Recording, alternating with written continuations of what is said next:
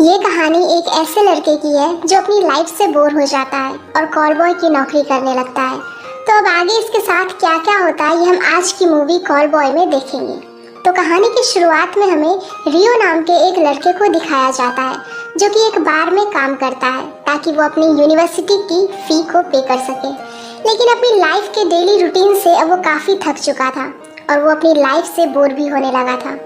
अब एक दिन जब वो अपना काम कर रहा होता है कि तभी उसका फ्रेंड तारोशिमा उस बार की ऑनर सुजुका के साथ उस बार में आता है और बातों बातों में उन दोनों फ्रेंड्स के बीच कंपटीशन लग जाता है कि सुजुका के लिए बेस्ट ड्रिंक कौन बना सकता है। साथ ही तारोशिमा रियो को सजेस्ट भी करता है कि तुम मेरी तरह ड्रिंक बनाना सीख लो ताकि लड़कियों को तुम पसंद आओ, जिस पर रियो कहता है कि लड़कियां मुझे काफ़ी बोर करती है। फिर तब सुजुका दोनों की ड्रिंक्स को टेस्ट करती है तो उसे तारोशिमा की ड्रिंक ज़्यादा पसंद आती है, तो वो तारोशिमा को अपने साथ चलने के लिए कहती है। लेकिन जाने से पहले वो एक कार्ड रियो के लिए छोड़ जाती है। इसके पीछे लिखा था कि मैं तुम्हारा बाहर इंतज़ार करूँगी।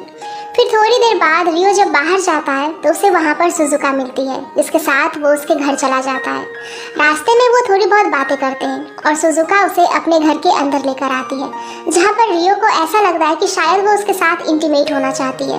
तो रियो अपना शर्ट निकालते हुए पूछता है कि क्या पहले तुम स्टार्ट करोगी, कि तभी पीछे से एक लड़की आती है जो कि बचपन से ही गूंगी और बहरी होती है, लेकिन वो लिप्स को पढ़ सकती थी। और यहाँ पर हमें पता चलता है कि ये लड़की सुजुका की बेटी होती है जिसका नाम सारुका होता है।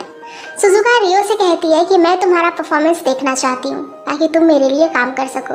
जिसके बाद वो उसे अपनी बेटी के साथ इंटीमेट होने के लिए कहती है और वहीं बैठकर उन दोनों को देखते रहती है। स्टार्टिंग में रियो को तो काफ़ी अजीब लगता है, पर वो जैसे तैसे अपने काम को फिनिश कर देता है। जिसके बाद सुजुका उसे $10 देते हुए कहती है कि तुम इससे भी अच्छा परफॉर्म कर सकते थे। जिसके बाद वो उसे अपने क्लब को ज्वाइन करने के लिए कहती है, जहाँ पर वो काफ़ी अच्छे खासे पैसे भी कमा सकता था, लेकिन उसे कॉलबॉय का काम करना होगा, जिसके लिए सुजुका उसे सोचने के लिए एक दिन का समय भी देती है। जिसके बाद रियो अपने घर चला जाता है। उसे वहाँ पर एक लेटर मिलता है जो कि सारुका ने उसके लिए भिजवाया था। लेटर के अंदर लिखा था कि लास्ट नाइट मैंने काफ़ी एंजॉय किया, अगर मौका मिले तो हम एक बार फिर से ज़रूर मिलेंगे। और फिर ये पढ़कर वो उस क्लब को ज्वाइन करने के लिए रेडी हो जाता है और अगले ही दिन वो उस क्लब को ज्वाइन कर लेता है, जहाँ सबसे पहले उसका फोटोशूट किया जाता है। जिसके बाद सुजुका उसे शॉपिंग कराती है और एक जगह पर ले आती है, जहाँ उसकी मुलाकात हिमांशी नाम के एक लड़के से होती है जो कि खुद भी एक प्लेबॉय है। सुजुका बताती है कि हिमांशी हमारे वीआईपी कस्टमर्स के लिए है, जिसकी डिमांड औरतों के बीच काफ़ी ज़्यादा है।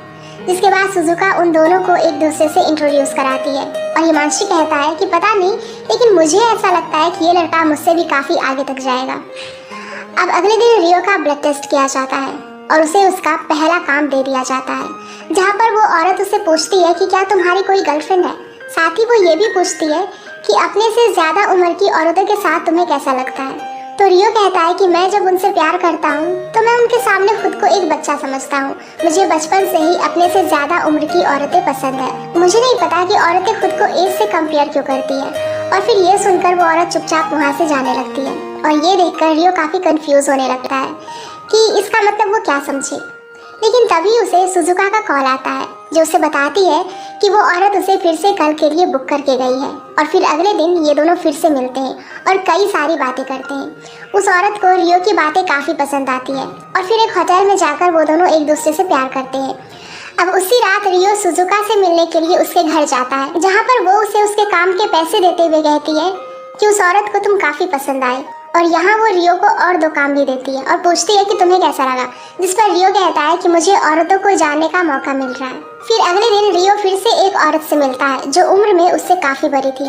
उसे रियो की मासूमियत काफ़ी पसंद आती है। रियो औरत की फीलिंग्स और इमोशन को समझने लगा था, जिससे इम्प्रेस होकर वो औरत उससे अपने घर लेकर आती है, जहाँ पर वो खूब सारी बातें करते हैं, जिस चक्कर में वो औरत उसके साथ इंटीमेट भी नहीं होती। अब अगले दिन सुजुका रियो के साथ डिनर पर जाती है, जहाँ साथ में उसकी बेटी सारुका भी होती है। सुजुका रियो को बताती है कि उसके क्लाइंट्स ने बताया कि जब वो तुम्हारे साथ होती है तो वो अपने एज डिफरेंसेस को भूल जाती है। उसे ऐसा लगता ही नहीं है कि वो किसी छोटे लड़के के साथ है। इस पर रियो कहता है कि जब मैं 10 साल का था तभी उसकी माँ 37 साल की थी और तभी उनकी मौत भी हो गई, जिसका जिम्मेदार रियो खुद को ही मानता है। तो तब से उसे उस एज की औरतों को खुशी देने में खुशी मिलती है। और जब कोई औरत मुझे बताती है कि मैं 37 साल की हूँ तो मैं उन्हें इमोशनली कनेक्ट कर लेता हूँ। जिसके बाद रियो अपनी माँ को याद करते हुए रोने लगता है तो सुजुका उसे अपने गले से लगा लेती है। अब अगले दिन रियो अपने दूसरे क्लाइंट कपल के पास जाता है जहाँ पर वो आदमी व्हीलचेयर पर बैठा हुआ था। वो रियो को अपनी वाइफ के साथ इंटीमेट होने के लिए कहता है। वो आदमी रियो से जैसा कहता है वो वैसा ही करता है और वो आदमी उन दोनों की वीडियोस भी बनाता है। और फिर आखिर में वो दोनों रियो की परफॉर्मेंस से काफी खुश होते हैं और वो उसे एक्स्ट्रा बोनस भी देते हैं, जिसके चलते रियो का प्रमोशन भी हो जाता है और उसे भी वीआईपी क्लाइंट्स मिलने लगे थे। अब एक दिन रियो जब बार में होता है तो उसकी फ्रेंड मेगुमी उससे मिलने आती है जो उसे कॉलेज में नोट्स दिया करती थी। उसे इस बात का पता चल चुका था कि रियो कॉल बॉय की जॉब करने लगा है, जिससे वो उसके ऊपर काफी गुस्सा होती है कि वो इस गलत काम में कैसे चला गया। वो उसे समझाने की काफी कोशिश करती है पर वो उसकी एक भी नहीं सुनता, जिसके बाद वो वहाँ से चली जाती है। अब अगले दिन रियो को उसकी एक नई क्लाइंट मिलती है जो कि एक ओल्ड लेडी थी जिसका आज बर्थडे भी था। उस लेडी के अंदर एक ऐसी पावर थी कि वो किसी के भी मन की बात को जान सकती थी। तो वो रियो का हाथ पकड़कर कहती है कि तुम जो चाहो मुझे बता सकते हो। लेकिन रियो कुछ बोल पाता इससे पहले वो लेडी उसके हाथ को पकड़कर खुद को सेटिस्फाइड महसूस करने लगती है, जो बात रियो को काफी अजीब भी लगती है। अब इसके बाद वो सुजुका के पास आता है जो उसे बताती है कि तुम काफी हार्ड वर्क कर रहे हो तो तुम जो चाहो मुझसे मांग सकते हो। जिस पर रियो कहता है कि मैं तुम्हारे साथ इंटीमेट होना चाहता हूँ। जिस पर सुजुका उसे एज डिफरेंसेस के बारे में बताती है, लेकिन रियो को इस बात से कोई फर्क नहीं पड़ता। फिर वो उसके पास जाकर उसे किस करने लगता है, लेकिन सुजुका उसे अपने से दूर कर देती है। फिर तभी सारुका वहाँ पर आ जाती है तो रियो कहता है कि वो सारुका के साथ फिर से उस टास्क को करना चाहता है, जिस पर सारुका भी हाँ कह देती है। फिर तभी सुजुका को उसके क्लाइंट का कॉल आता है तो वो रियो को उसके पास भेज देती है। लेकिन जब रियो अपने क्लाइंट के पास पहुंचता है तो वो काफ़ी शॉक हो जाता है क्योंकि वो उसकी ही फ्रेंड मेगुमी होती है जो कि उसे कॉलेज में नोट्स दिया करती थी। मेगुमी कहती है कि तुम तो काफ़ी एक्सपेंसिव हो, तुम्हें बुक करने में मेरी पूरे 1 मंथ की सैलरी चली गई।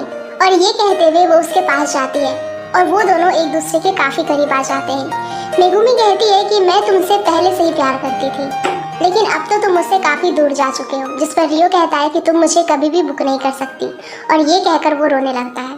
अब काम पूरा होने के बाद वो सुजुका के पास जाता है जहाँ पर वो उसे बताती है कि वो HIV पॉजिटिव है, जिसके चलते वो उसके साथ वो नहीं कर सकती जो वो चाहता है। एक समय में वो भी कॉल गर्ल का काम किया करती थी, लेकिन प्रिकॉशंस लेने के बाद भी वो प्रेग्नेंट हो गई और उसे सारुका हुई, लेकिन उसे HIV भी हो गया। लेकिन रियो कहता है कि मैं तुमसे प्यार करने लगा हूँ कि तभी सारुका भी वहाँ पर आ जाती है जो सुजुका से कहती है कि ठीक है, आज मैं भी देखना चाहती हूँ कि तुम मुझसे कितना प्यार करते हो। जिसके बाद रियो सुजुका की बेटी सारुका के साथ टेस्ट देने लगता है, जिसे देखकर सुजुका भी एक्साइटेड होने लगती है। अब अगले दिन रियो जब एक बार में होता है तो सारुका उसके लिए सुजुका का मैसेज लेकर आती है जिसके अंदर लिखा था कि पुलिस को हमारे काम के बारे में सब कुछ पता चल चुका है, लेकिन चिंता मत करो, मैंने सारा डेटा डिलीट कर दिया है, जिसके चलते तुम्हें परेशान होने की कोई जरूरत नहीं है। साथ ही मैंने तुम्हारी माँ के बारे में भी पता लगाया कि तुम्हारी माँ भी कॉल गर्ल का काम किया करती थी और ये बात मुझे एक गार्ड से पता चली जहाँ तुम्हारी माँ जाया करती थी और तुम्हारी माँ की मौत हार्ट अटैक की वजह से हुआ था, ना कि तुम्हारी वजह से, तो खुद को ब्लेम करना बंद करो। फिर आखिर में ये लिखा था कि अगर मैं जिंदा रही तो सारुका, मैं और तुम साथ रहेंगे।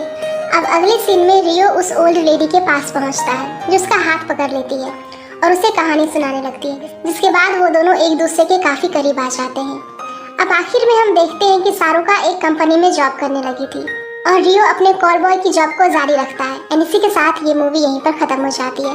सो गाइस, अगर आप लोगों को ये मूवी पसंद आई हो तो प्लीज़ वीडियो को लाइक करना, शेयर करना और ऐसे वीडियोज़ के लिए हमारे चैनल को सब्सक्राइब भी कर देना। Thank you.